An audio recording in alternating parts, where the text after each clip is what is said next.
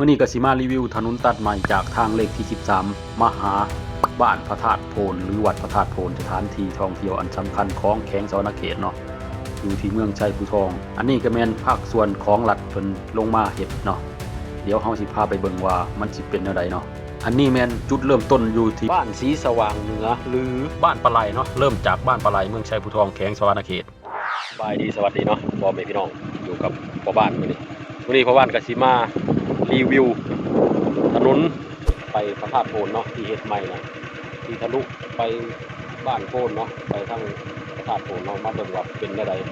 มันใหญ่ขึ้นได้เนาะไปเดี๋ยวไปเบิ่งนำกันเฮาก็มาจากทางเลขที่13เนาะเมื่อกี้นี่ก็เดินทางมาฮอดบ้านศรีสว่างหรือบ้านปลาไหลเมืองชัยภูทองเนาะก็เข้ามาในหมู่บ้านเพิ่นก็สิประมาณนี้เนาะแต่ที่จริงแล้วมันสิมีทางลัดอีกออกไปทางทงหน้าเนาะเป็นทางลักทางสิมาจากทางดำอันนี้เฮาสิพาเขามาเบิ่งบรรยากาศในหมู่บ้านเนาะว่าเป็นจังไดหมู่บ้านตามชนบทของประเทศลาวเนาะก็สิประมาณนี้เนาะพี่น้องนี่ก็คือกลางเว้นนี่ก็สิเงียบๆเนาะนี่แหละบ้านหลังคาเรือนก็สิใหญ่เนาะมีแต่หลังใหญ่ๆก็มีไฟผ้าใช่เนาะบัดนี้เฮาก็สิมาเบิ่งหม่องจุดที่เขาเจ้าเริ่มเฮ็ดทางจริงๆเนาะเริ่มจากหมู่บ้านนี่แหละบ้านศรีสว่างหรือบ้านปลาไหลนี่เนาะครับนี่มาเบิ่งนำกันเนาะหม่องเขาเจ้าเริ่มเฮ็ดไปสู่พระธาตุโพนเนาะหรือบ้านโพนนี่คือจุดนี้นะพี่น้องนี่คือจุดเริ่มเฮ็ดเนาะเดี๋ยวเฮาไปติดตามรับชมเบิ่งนำกันเนาะถ้าท่านผู้ชมท่านใดมีความคิดเห็นแนวใดก็คอมเมนต์ลงใต้คลิปเด้อพี่น้องออกจากบ้านศรีสว่างเฮาก็สิผ่านดงผ่านทงหน้าได้บัดนี้พี่น้องเอ้ยนี่เนาะก็ถือว่าดีขึ้นพอสมควรเนาะใหญ่กว่าเก่าพอสมควรเพราะว่าแต่เก่าแถวนี้นะเป็นดงเป็นป่าเนาะมานี่ก็เป็นตะญาติอยู่เลยแต่บัดนี้รู้สึกว่าแถวนี้แปลนหมดแล้วเป็นถนนที่แบบพระเจ้ามาเฮ็ดใหม่เนาะแต่ว่าบ่แม่นถนนลาดยางเป็นถนนทางลูกรังธรรมดาเนาะนี่มาบดมาอัดดินให้มันแจ่มเนาะนี่พี่น้องกว้างอยู่เลย2 เลนแต่ได้2 ทางเดินทางกันเนาะ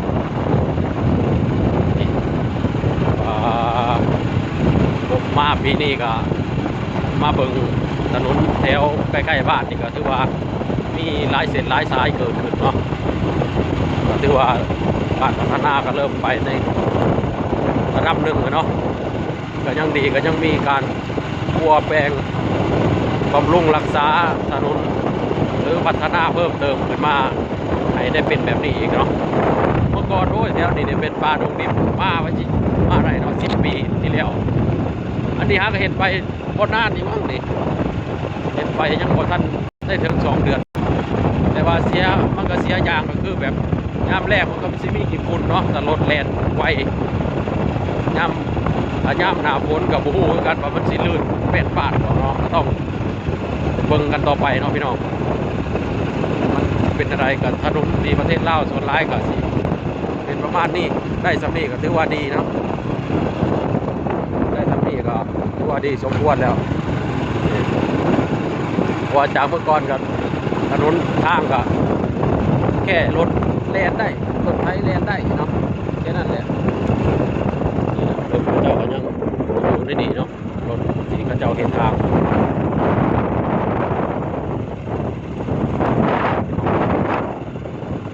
ถือว่าโอเคเนาะอันนี้ก็คือมุ่งหน้า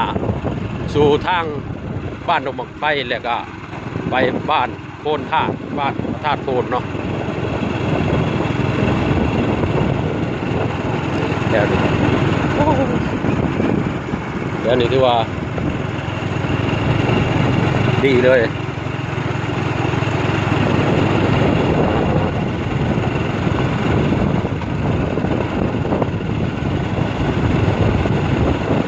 เดี๋ยวสิมาเบิ่งมองกันทางแยกกันเนาะมาเบิ่งมองทางแยก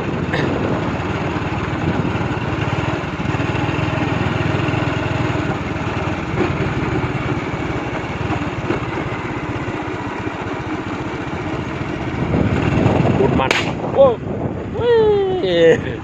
นี่เห็นบ่พี่น้องนี่เดี๋ยวเวลารถแล่นมามันก็สิขี้ฝุ่นหลายนี่อัน นี้คือ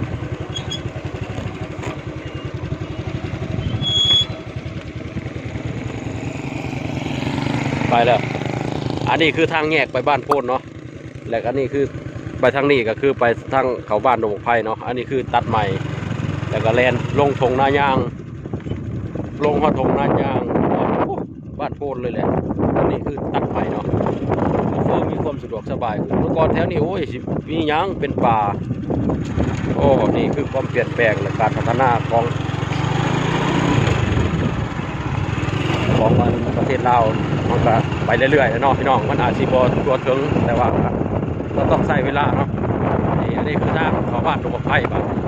แยกมาทางบ้านโพนบ้านดงไผ่ป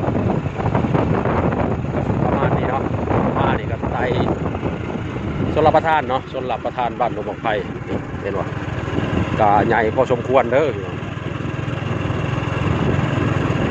นี่เนาะเป็นอันนี้คันชลประทานฝั่งนี้เขาเจ้าก็เห็นหน้าแซงเนาะหน้าแซงคือหน้าปังมีสระน้ำหน้าอุดม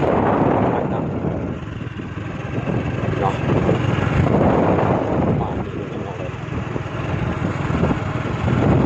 มีไฟหอดพุ่นอีกแล้วการพัฒนาขึ้นมันก็เริ่มขึ้นมาเรื่อยๆแต่มันอาจจะไวปุ๊บปั๊บเนาะมันก็ต้องใช้เวลาคือว่าเลย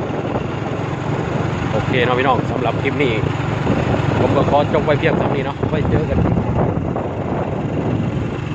ถ้าท่านผู้ชมท่านใดเข้ามาเบิ่งมาชมก็มีความคิดเห็นอะไรก็คอมเมนต์ลงใต้คลิปเนาะคอมเมนต์เข้ามาคุยกันได้โอเคไว้เจอกันคลิปหน้าสบายดีสวัสดีหมดบ้านแล้ว